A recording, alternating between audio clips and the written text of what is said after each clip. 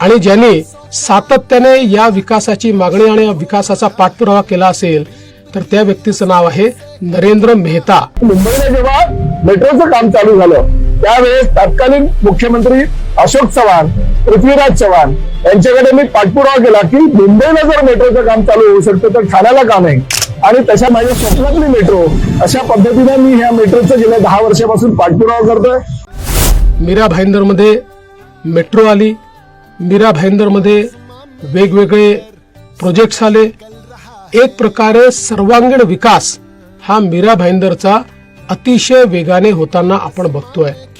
या विकासाच्या वाटचालीमध्ये माझ्यासोबत सातत्याने कोणी एक व्यक्ती राहिला असेल आणि ज्यांनी सातत्याने या विकासाची मागणी आणि विकासाचा पाठपुरावा केला असेल तर त्या व्यक्तीचं नाव आहे नरेंद्र मेहता।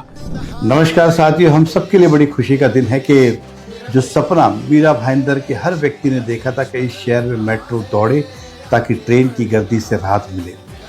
2017 में जब मीरा भाईंदर के कॉरपोरेशन के चुनाव थे, देवेंद्र फडणवीस जी ने और हमने वादा किया था कि हम इस शहर में मेट्रो लाएंगे। आज बताते हुए बड़ी खुशी हो रही है कि कल यानी कि 14 तारीख को सुबह 11:30 बजे मेट्रो का ट्रायल रन होने जा रहा है और देवेंद्र फडणवीस जी महाराष्ट्र के मुख्यमंत्री खुद आ रहे हैं। इस ट्रायल रन के बाद आने वाले 3-1 महीने के अंदर मेट्रो इस शहर में दौड़ना शुरू होगी।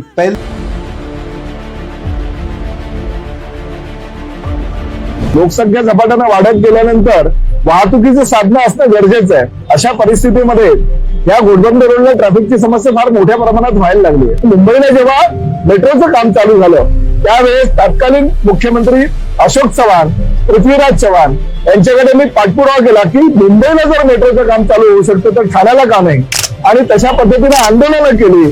जे प्रसंगी मला ह्या विधानसभेच्या अध्यक्षांनी सभागृहातून निलंबित केलं, बेडतर्फ केलं, वेगवेगळ्या प्रकारची आयुधे जी लोकशाहीने मला दिलेले त्या आयुधांचा वापर केला आणि कुठल्याही परिस्थितीमध्ये ठाण्यामध्ये मेट्रो व्हावी, मीरा भाईंदर शहरामध्ये मेट्रो व्हावी हा आग्रह धरला आणि 14,000 कोटीहून अधिक रक्कम खर्च करून या ठाणे म्हणजे मेट्रो 4 कासारवडेली ते वडाळ्याचा मेट्रोचा मार्ग आहे त्याला मंजुरी दिली।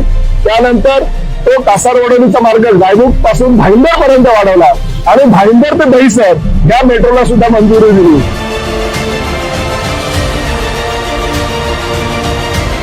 मेट्रो म्हणजे माझे स्वप्न आणि माझ्या स्वप्नातली मेट्रो अशा पद्धतीने मी ह्या मेट्रोचं गेल्या 10 वर्षापासून पाठपुरावा करतोय आणि त्याला यश प्राप्त झालेलं आहे। भविष्यामध्ये आणखी कामं खूप करायची आहे, पण मेट्रोचं काम केलं हे माझ्या आयुष्यावर स्मरणात राहील अशा पद्धतीचं हे काम आहे।